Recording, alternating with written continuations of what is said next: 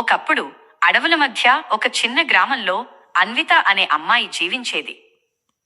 ఆమె మౌనంగా, కన్నుల్లో దుర్గమై ఏదో చీకటి బాధతో ఉంది.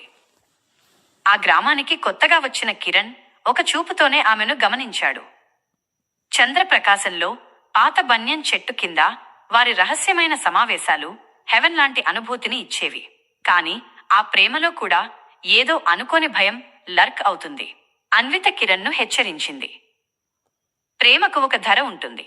నన్ను ప్రేమిస్తే నీవు కూడా శాపితుడవుతావు. అతను నవ్వాడు, ప్రేమకు భయం కాదు అని.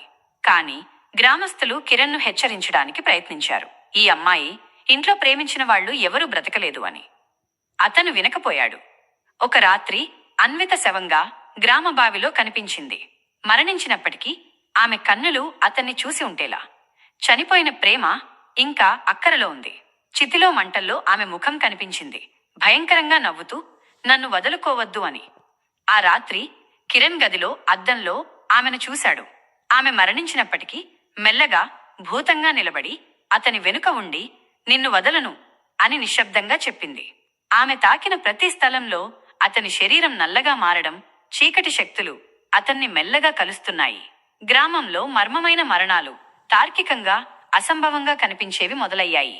ఇద్దరు నీడలు చేతులు పట్టుకుని నడుస్తూ భయాన్ని గ్రామస్తుల హృదయాలలో వాసనలా ప్రసారం చేశాయి.